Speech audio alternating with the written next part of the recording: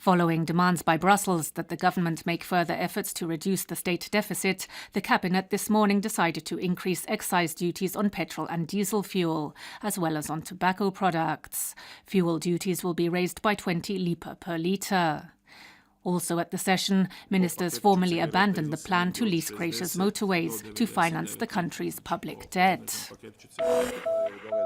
In Parliament, MPs are debating the final draft of amendments to the law on agricultural land. The law would introduce new regulations on rezoning and fees, and defining which way such land under state ownership can be used.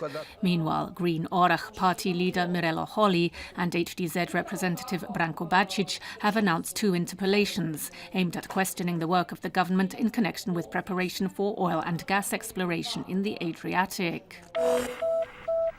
In more news from Parliament, the Credentials and Privileges Commission has accepted the request of state prosecutors in Zadar that HDZ MP Ante Jerolimov be stripped of parliamentary immunity so that he can face criminal charges for forging his university diploma.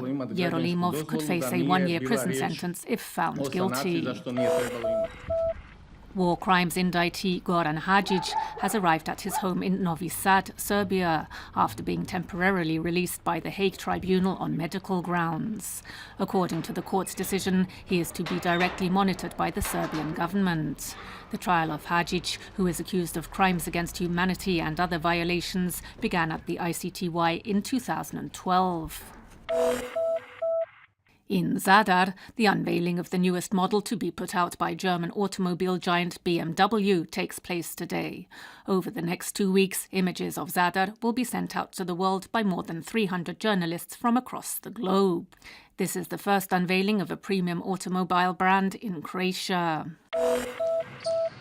In sports, in the second semi-final match of the regional ABA Basketball League, Zagreb's Cedevita yesterday lost to Montenegrin side Budućnost in Podgorica with a score of 81-76. The next match takes place in Zagreb on Saturday. Meanwhile, in Zadar, the World Basketball Veterans League is underway. At 78, the oldest player is local legend Giuseppe Pino Giorgia, competing in the category 50+, where his teammates are some 20 to 30 years younger.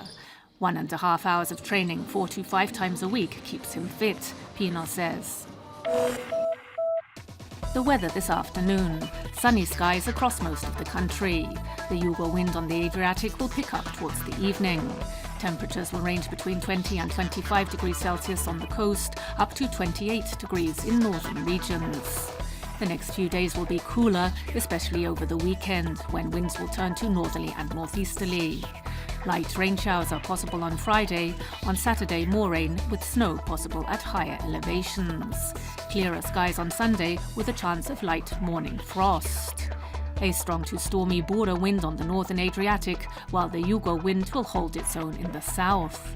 Intermittent rain from Friday with thunderstorms and showers also possible in Dalmatia.